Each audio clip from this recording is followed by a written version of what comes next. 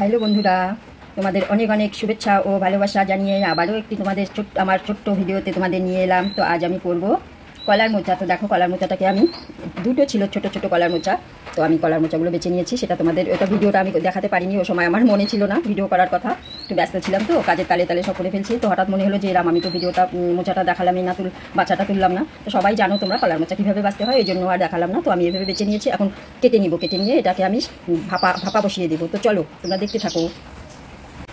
তো দেখো বন্ধুরা, আমি মোচাটাকে কুচি কুচি করে কেটে নিয়ে ধুয়ে ভাপা বসিয়ে দিলাম। তো দেখো বন্ধুরা, আমার মোচাটা ভাপানো হয়ে গেল। দেখো, চলো এটা এখন আমি নামিয়ে নেব। চলে এলাম। তো আমি দেখো বন্ধুরা, আমি কলার মোচাটাকে আজকে আলু আর আতপ চাল দিয়ে করবো। এই যে আতপ চাল আমি ভিজিয়ে রেখেছি, একটু আতপ চাল দিয়ে করবো। কড়াইতে বসিয়ে দিয়েছি, গরম হয়ে গেছে, তেল দিয়ে দিলাম।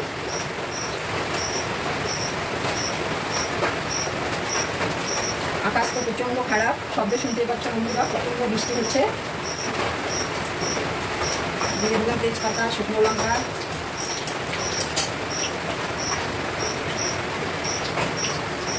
একটু ফোড়ন দিয়ে দিলাম, এলাচ দারচিনি দিয়ে দিলাম।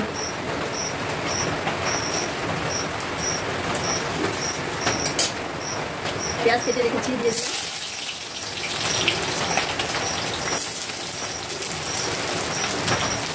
সামান্য একটু রসুন কুচিয়ে দিয়ে দিলাম।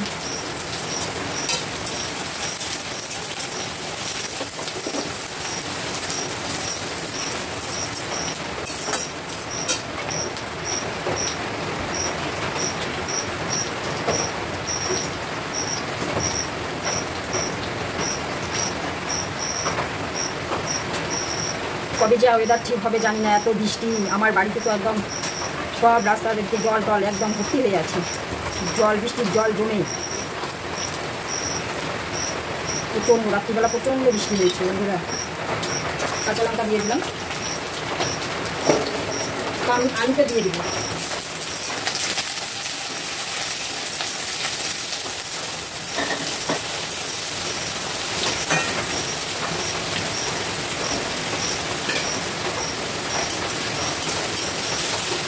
কারেন্ট ছিল না, এতক্ষণ কারেন্ট আসলো।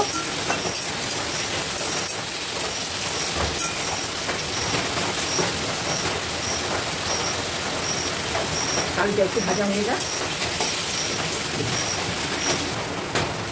এখন আমার কিন্তু মশলাটা দিয়ে কষানো হয়ে গেল। এখন আমি দিয়ে দেবো জল। যেহেতু আতপ চাল আছে এখানে, তো চালটা একটু সেদ্ধ হবে, এই জন্য আমি একটু জল দিয়ে দিলাম।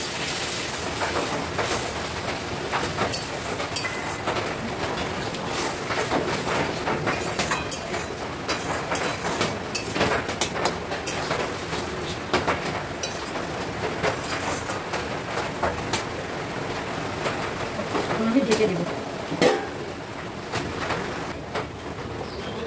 এই দেখো বন্ধুরা, আমার মোচা হয়ে গেল। তো আমি এখন একটু গরম গুঁড়া ছড়িয়ে দিয়ে নামিয়ে ফেলবো।